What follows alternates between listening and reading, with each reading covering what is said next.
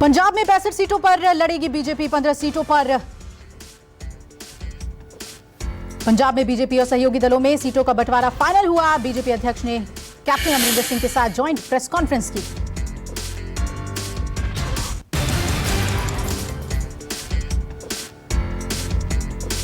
UP में टिकटों को लेकर बीजेपी का मैराथन मंथन जारी। आखिरी 3 चरणों के उम्मीदवारों के नाम पर चर्चा हो रही है। 5वें, 6वें और 7वें चरण के उम्मीदवारों के चयन को लेकर चर्चा जारी। बैठक में गृह मंत्री अमित शाह, बीएल संतोष और धर्मेंद्र प्रधान मौजूद हैं। बता दें कि बैठक दिल्ली पार्टी के मुख्यालय में हो रही है।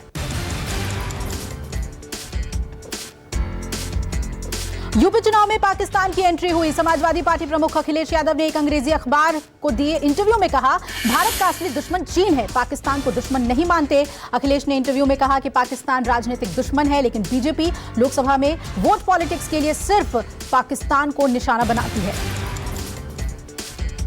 चुनाव में पाकिस्तान और जिन्ना को लेकर बीजेपी एसपी आमने सामने आए। लखनऊ पहुंचे संबित पात्रा ने अखिलेश यादव पर निशाना साधा। कहा, जिन्ना को हमारी पार्टी बीजेपी नहीं लेकर आई, बल्कि अखिलेश यादव लाए हैं। संबित ने कहा, अखिलेश यादव पाकिस्तान को दुश्मन नहीं मानते, वो दुश्मन मानेंगे भी कैसे? जो करे जिन्ना से प्यार, वो कैसे करे पाकिस्तान से इनकार? समाजवादी पार्टी के प्रत्याशियों और गैंगस्टर नाहिद हसन पर संबित पात्रा ने अखिलेश यादव को घेरा। कहा, समाजवादी पार्टी की सूची में अधिकतर उम्मीदवार गुंडे और मवाली भरे पड़े हैं। अगर आतंकी कसाब जिंदा होता तो अखिलेश उसे भी चुनाव में उतारने से नहीं हिचकते, और याकूब मेमन अगर जिंदा होता तो अखिलेश उसे भी टिकट दे देते। बीएसपी सुप्रीमो मायावती ने ट्वीट के जरिए बीजेपी पर वार किया। कहा, यूपी में भाई भ्रष्टाचार और लाखों लोगों का पलायन बड़ी समस्या है। बीजेपी पर आरोप लगाते हुए मायावती ने कहा, बीएसपी के काम को बीजेपी भुला रही है। इस दौरान सीएम योगी के कल के बयान पर मायावती का पलटवार करते हुए कहा कि गोरखपुर मठ किसी बड़े बंगले से कम नहीं, जनता को गोरखपुर मठ के बारे में बताएं। अखिलेश यादव के चाचा शिवपाल यादव 28 जनवरी को नामांकन भरेंगे। समाजवादी पार्टी और प्रगतिशील समाजवादी पार्टी के गठबंधन के बाद शिवपाल एसपी के सिंबल से चुनाव लड़ेंगे। शिवपाल यादव एसपी की पारंपरिक इटावा की जसवंत नगर सीट से चुनाव लड़ेंगे। बीजेपी ने आज समाजवादी पार्टी को बड़ा झटका दिया। समाजवादी पार्टी विधायक सुभाष राय बीजेपी में शामिल हुए। अंबेडकर नगर के जलालाबाद सीट से विधायक हैं सुभाष राय। सुभाष राय लंबे समय से समाजवादी पार्टी से नाराज चल रहे थे। उनकी नाराजगी को देखते हुए अखिलेश यादव ने एमएलसी बनाने का भरोसा भी दिया था, पर आज सुभाष राय बीजेपी में शामिल हो गए। हरदोई के संडीला में सुहेलदेव भारतीय समाज पार्टी के अध्यक्ष ओम प्रकाश राजभर के विवादित बयान से सियासी हड़कंप मच गया है। कहा, बीजेपी में झूठ बोलने की ट्रेनिंग दी जाती है और इसका सेंटर नागपुर है। चुनाव के समय स्वतंत्र देव सिंह को पिछड़ों की याद आ रही है, लेकिन पिछड़ों का अपमान होता है तब स्वतंत्र देव कुछ नहीं बोलते। सुभाषपा अध्यक्ष ओपी राजभर ने बीजेपी नेताओं पर तगड़ा हमला बोला। राजभर ने कहा कि बीजेपी नेताओं को अपने गिरेबान में झांकना चाहिए। हरिशंकर तिवारी के घर छापे पड़ रहे हैं और माफिया क्रिकेट खेल रहे हैं। बीजेपी जनता को कुछ दे नहीं सकी। सपा गठबंधन के सारे वादे पूरे किए जाएंगे। सुप्रीम कोर्ट ने भदोही के इधर विधायक विजय मिश्रा की जमानत याचिका को खारिज कर दिया। यूपी चुनाव को देखते हुए बाहुबली विजय मिश्रा ने सुप्रीम कोर्ट से जमानत की मांग की थी। जस्टिस डीवाई चंद्रचूड़ ने कहा कि यह जमानत के लिए उपयुक्त मामला नहीं है। हालांकि सुप्रीम कोर्ट ने कहा कि साक्ष्य की रिकॉर्डिंग समाप्त होने के बाद याचिका फिर से दाखिल की जा सकती है। बाहुबली विधायक मुख्तार अंसारी के बेटे उमर अंसारी ने योगी सरकार पर बड़ा आरोप लगाया। मुख्तार अंसारी से बांदा जेल में मिलने पहुंचे उमर अंसारी ने कहा कि मेरे पिता के खिलाफ हत्या की साजिश रची जा रही है। जिला प्रशासन और पुलिस मिलकर जेल में बंद बदमाशों से मेरे पिता की हत्या करवा सकते हैं। उमर अंसारी ने कहा कि 2022 में लोग बीजेपी की सरकार को उखाड़ फेंकेंगे। यूपी चुनाव से पहले चुनाव आयोग से शिकायतों का दौर जारी। समाजवादी पार्टी महासचिव राजेंद्र चौधरी ने बीजेपी की शिकायत की। 22 जनवरी को अमित शाह ने कोरोना के दौरान मीटिंग में आचार संहिता का उल्लंघन किया, ये आरोप लगाया। पंजाब में आम आदमी पार्टी के सीएम चेहरे भगवंत मान को चुनाव आयोग ने नोटिस भेजा। संगरूर और धुरी में रोड शो करने पर नोटिस जारी किया गया है।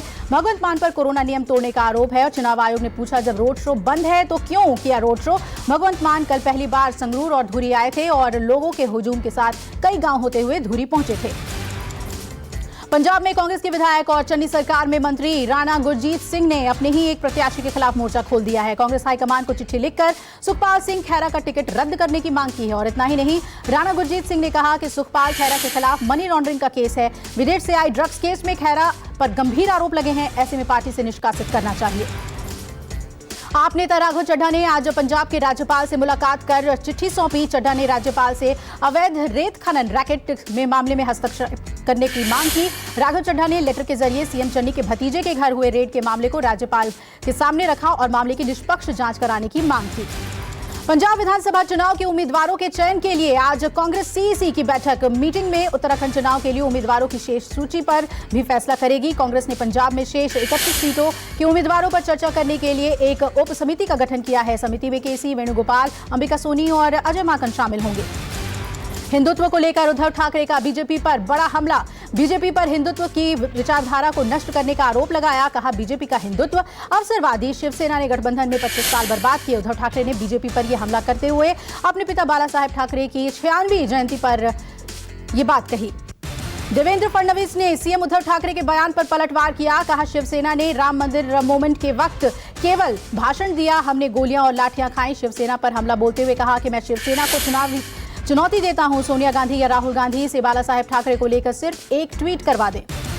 बीजेपी के साथ गठबंधन में 25 साल बर्बाद हुए वाले उद्धव ठाकरे के बयान के बाद संजय राउत ने भी निशाना साधा। कहा कि ये सही है, सिर्फ शिवसेना के साथ नहीं हुआ बल्कि जो भी बीजेपी के साथ चला गया था उन सभी का यही हाल हुआ है। सभी को उनकी कीमत चुकानी पड़ रही है। बाबरी के बाद हिंदुस्तान में शिवसेना की लहर थी, चुनाव लड़ते तो देश में हमारा पीएम होता। उद्धव ठाकरे के बयान पर बीजेपी ने पलटवार किया। बीजेपी नेता राम कदम ने कहा, हिंदुत्व पर बयान देने से पहले ठाकरे को यह सोचना चाहिए कि क्या शिवसेना बाल ठाकरे की विचारधारा पर चल रही है। राम कदम ने आरोप मरते हुए कहा कि बाला साहब ठाकरे ने खुद कहा था कि वो कभी भी कांग्रेस के साथ समझौता नहीं करेंगे। कांग्रेस से समझौते से अच्छा शिवसेना को ताला लगाना पसंद करेंगे। राष्ट्रीय बाल पुरस्कार विजेता बच्चों से पीएम मोदी आज मुखातिब हुए। वर्चुअल संवाद में पीएम मोदी ने बच्चों के हौसले को सराहा। पीएम मोदी ने संवाद के दौरान बच्चों के अनुभवों को जाना और कहा कि पुरस्कारों के साथ आपको जिम्मेदारी भी मिली है। हर किसी की आपसे अपेक्षा बढ़ गई है। आपको अब दबाव में नहीं बल्कि इससे प्रेरणा लेनी है। सामाजिक कार्यकर्ता अन्ना हजारे ने गृह मंत्री अमित शाह को चिट्ठी लिखी। हजारे ने चिट्ठी में शुगर फैक्ट्री में हुए भ्रष्टाचार की जांच करने की मांग की है। लेटर के जरिए अन्ना हजारे ने पक्ष और विपक्ष के नेताओं पर भ्रष्टाचार का आरोप लगाया। बताया जा रहा है कि महाराष्ट्र की शुगर फैक्ट्री में 25,000 करोड़ का भ्रष्टाचार हुआ है। देश में कल के मुकाबले कोरोना के नए मरीजों में कमी हुई है, पर अब भी चिंता बढ़ाने वाले आंकड़े सामने आए हैं। 24 घंटे में 3,06,000 नए कोरोना मरीज सामने आए। 439 मरीजों की मौत हुई। कल की तुलना में 8% कम नए मरीज आए। एक दिन में 2,43,000 से ज्यादा लोगों की रिकवरी हुई। कोरोना के सक्रिय मरीजों का आंकड़ा 22 लाख से ज्यादा हुआ। पॉजिटिविटी रेट बढ़कर 20.75% हुआ। बजट सत्र से पहले संसद में फूटा कोरोना बम। सभापति वेंकैया नायडू समेत अब तक 875 कर्मचारी संक्रमित पाए गए। 31 जनवरी से शुरू होने वाला है बजट सत्र। बजट सत्र का पहला चरण 11 फरवरी को खत्म होगा। कर्मचारियों ने खुद को आइसोलेट किया है, साथ ही बाकी कर्मचारियों का भी कोरोना टेस्ट करवाया जा रहा है।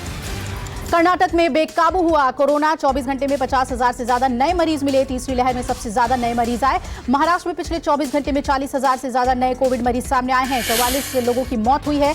दिल्ली में कोरोना से थोड़ी राहत। कोरोना के नए मरीजों का आंकड़ा 10,000 से कम। एक दिन में 9,000 मरीज सामने आए। कर्नाटक में एक दिन में 50,000 से ज्यादा नए मरीज मिलने के बावजूद भी वीकेंड कर्फ्यू खत्म किया गया। सीएम बसवराज बोम्मई ने वीकेंड कर्फ्यू हटाने के निर्देश दिए। इसके अलावा और ढील दिए जाने के संकेत दिए हैं। कर्नाटक में कोरोना की स्थिति का विश्लेषण किया जा रहा है। सीएम ने कहा, हम जरूरत पड़ने पर कोविड-19 मानदंडों में और ढील देने का फैसला करेंगे। महाराष्ट्र में कोरोना की तीसरी लहर कम होने के बाद स्कूल फिर खुले। मुंबई के सायन के स्कूल में अभिभावकों की अनुमति से बच्चे स्कूल पहुंचे बच्चे उत्साहित नजर आए। महाराष्ट्र में ऑनलाइन और ऑफलाइन दोनों तरह से कक्षाएं चल रही हैं। कोरोना की तीसरी लहर की दस्तक के बाद से स्कूल फिर से बंद कर दिए गए थे। यूपी और उत्तराखंड में अभी नहीं खुलेंगे स्कूल और कॉलेज। 30 जनवरी तक ऑनलाइन क्लासेस ही चलाई जाएगी। यूपी में आज से ऑफलाइन कक्षाएं शुरू की जानी थी, पर ओमिक्रॉन संक्रमण को देखते हुए स्कूल न खोले जाने का निर्णय लिया गया।